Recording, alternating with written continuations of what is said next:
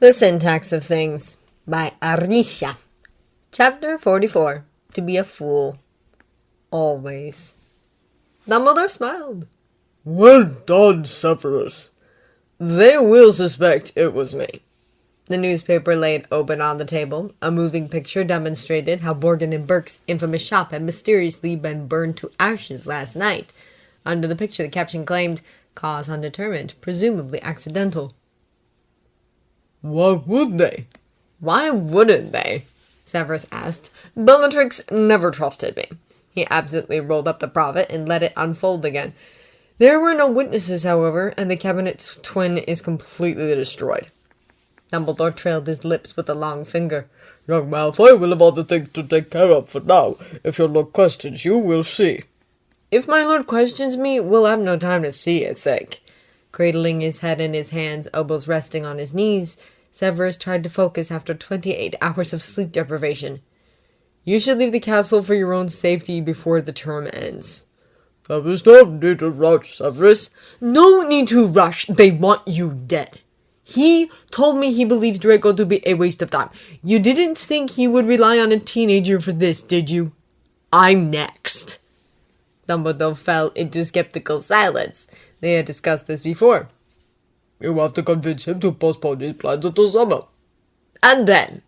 Then I have a plan of my own. Dumbledore responded simply, and the boiling rage that had been melting Severus's brain for the past hour almost snapped. Inwardly, he was a mess.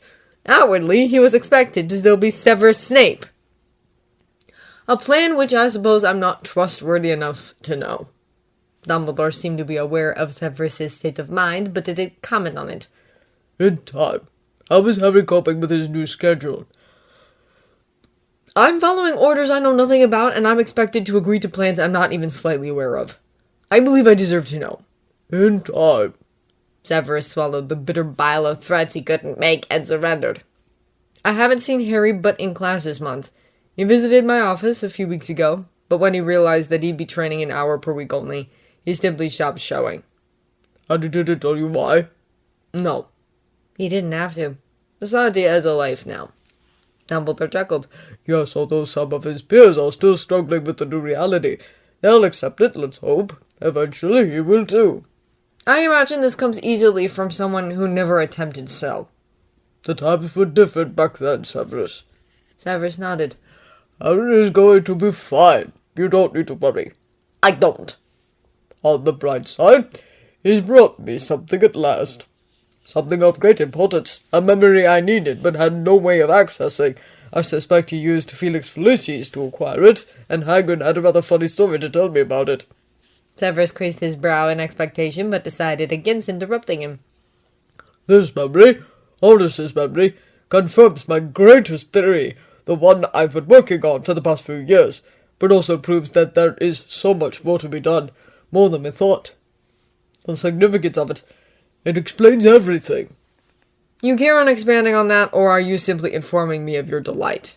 I am going on a trip soon and I'll take Harry with me. I want you to protect the school and be very careful while I'm gone. Severus was a spy. For whichever side that may be, he was still a spy. If the Dark Lord had done anything to defeat death, to become immortal, that had to be horcruxes. It explained how he'd come back from the dead even without a body, even so many years after he was gone. It explained his transformation from a powerful wizard filled with potential and great plans to this serpent-like monster that had been blinded by a vendetta with a little boy. Severus remembered very clearly the ambitious man Tom Riddle had been. He remembered still how in the beginning the objective wasn't immortality or anything of the sort. No, nothing so greedy or selfish, not back then.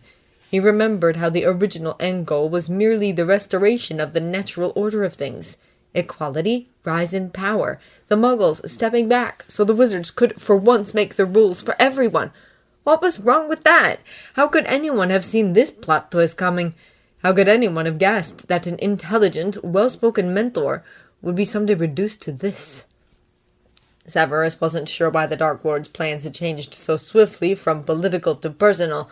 Part of him suspected it had something to do with a certain prophecy, and a certain insecure motherfucker who was eager to pass on the word for a little bit of validation and a pat on the back. Horcruxes it was, then. Another joyful quest for Dumbledore, and another penance for Severus that would absolutely not change the past in the slightest. And if Marvolo's ring had been a Horcrux indeed, and had now been destroyed, that only meant that there were more Horcruxes to be found. In how many pieces could a human being split his soul and still survive? Was there really any humanity left in Voldemort's heart? Or was he just a soulless vessel filled with evil to the brim? Was he truly immortal? Had they already lost? Was he even still human at all? Questions he could not ask.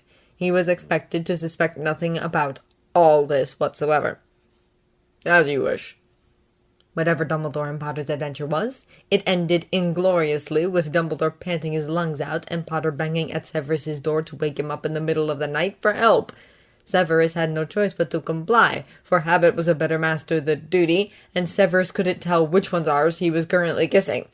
Duty, he remembered, once meant thinking for himself. Now duty was lost somewhere between thinking to himself and thinking for others. So he followed Potter to the astronomy tower and managed not to scowl at Dumbledore's fragile figure hunched over the floor.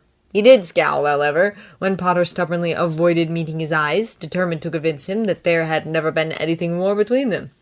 And he did scowl again when it occurred to him that this used to happen the other way around. They helped Dumbledore to a sitting position, and Severus took him to his chambers hurriedly, if only to avoid the nosy ghosts and any students who could be wandering about. Dumbledore chuckled all along, entertaining fantasies of his future funeral, and insisting that he did not need any help. He could walk perfectly well by himself, thank you very much. Severus didn't speak to Potter as he closed the door to his face, and Dumbledore collapsed again. He didn't speak to Dumbledore either, as he gave him a strengthening potion and a healing one. He didn't ask where they were and what they had been doing.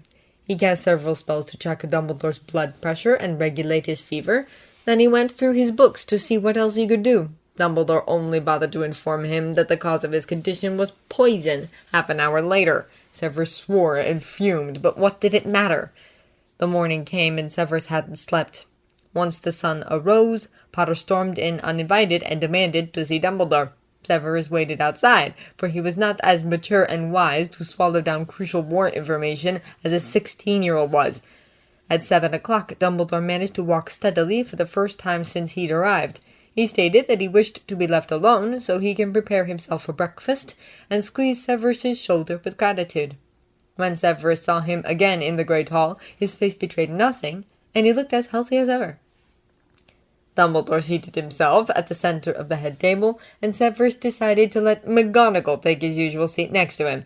Having lost his appetite himself, he poked hatefully at his pancakes and glanced at the Slytherin table regularly, focusing on the upcoming newts and owls he ought to prepare. Severus blocked out of his thoughts both Dumbledore and Potter, and occupied his mind with the simple tasks he was allowed access to. Teaching, scheduling examinations, keeping away from the Golden Hero. But really how useful he was, he felt blessed. His first class of the day was first years. He had a headache by his third one, and when the sixth years came in, he managed to successfully not look at Potter and not be intrigued by his insolence or fight back. He took the points he should when Potter whispered with his friends instead of writing down his notes, but unfortunately, he failed to remind Gryffindors how disgusting they were before the bell rang. When his mark burned him and his veins throbbed from wrist to shoulder, he found that he still hadn't thought of how to postpone Dumbledore's murder without raising suspicion. He didn't understand why Dumbledore remained here, while knowing how easy it'd be for Severus to kill him, and thus expected of the Dark Lord to ask him to. Severus dreaded the next Death Eater meeting, and dreaded the Malfoys too. Even worse, Draco had yet to blame him for the twin cabinets and the fire. All in all, Severus knew nothing. Nothing of what the Malfoys thought, or what his master thought, or what his other master thought. Or Potter. Well, unopened gifts contained hope. Severus clung to it. Dumbledore's invitation for tea that afternoon could just as well be an invitation to limbo for eternal torment under the commands of justice. He declined the tea, but went to Dumbledore's office anyway to hear what Dumbledore really wanted to say. My plan for the summer.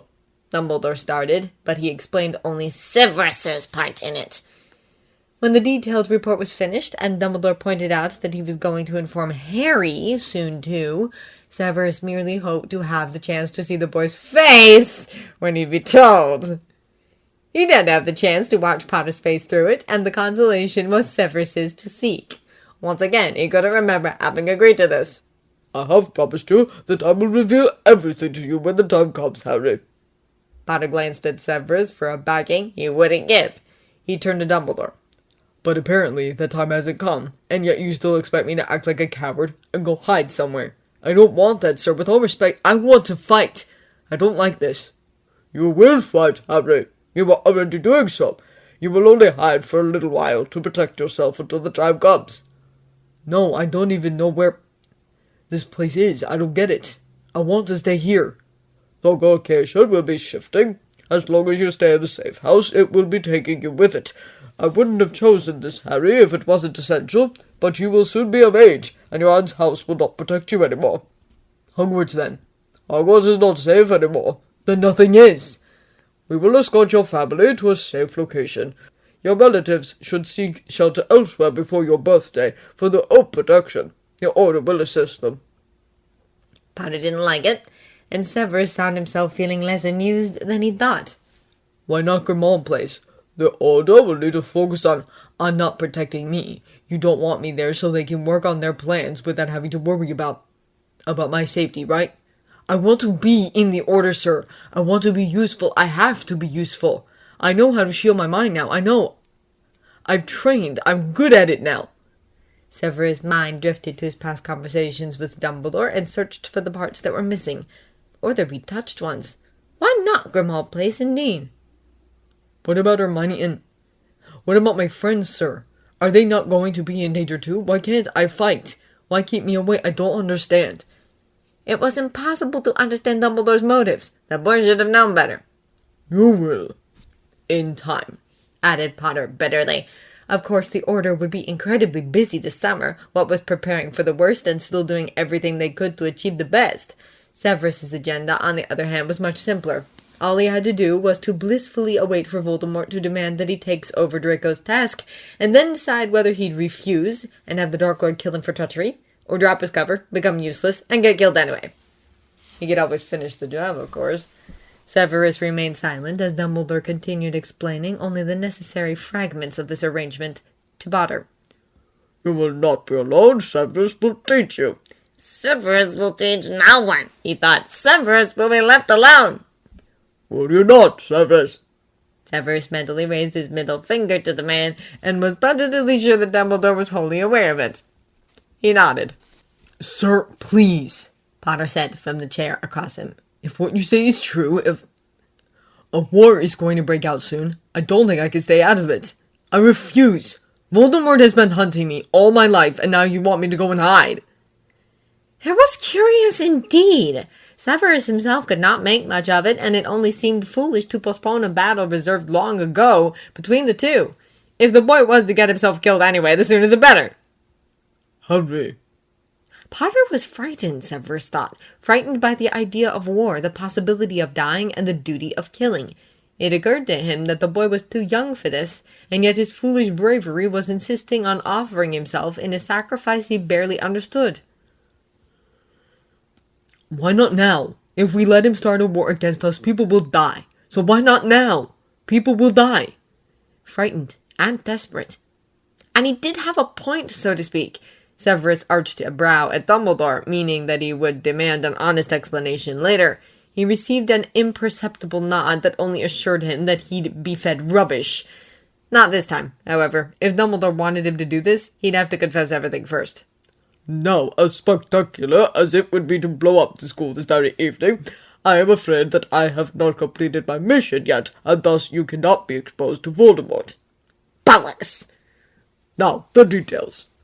The details of the great safe house he was going to lock Potter in for the summer did not interest Severus, and he doubted that Potter was listening either. Severus, for his part, had yet to find why he was pinned on his blasted chair, witnessing the light leave Potter's eyes as he was slowly accepting his doom. And Severus will be visiting, Dumbledore said. At last Potter left, and Severus didn't need to be told to stay for just a word. So, the boy must die, asked Severus. And Voldemort himself must do it, Severus. That is essential. So that was it. He didn't want Severus to train him. He wanted to use him as a fate, to keep Potter away so he doesn't die accidentally by some random Death Eater with a false temper. The boy was carrying a part of the Dark Lord's soul. A horcrux most likely, as Severus had been suspecting. It all made sense now. A thread of spikes clutched around his heart, and he had to suppress a choking sound that was either laughter or an unforgivable. I thought all these years that we were protecting him for her, for Lily. Dumbledore tried to explain, going through all the details that were always there, all the hints that Severus should have seen but hadn't, all the mistakes that had been made and could not be taken back anymore, all the truths that were just before his eyes but Severus had refused to see because he had never imagined that betrayal would come from the very hand that was feeding him. He had the right to know. All these years he had the right to know. A pathetic voice inside him insisted that Potter couldn't die, shouldn't, and let the world be damned. Dumbledore looked at him. Severus's stomach had turned to ice.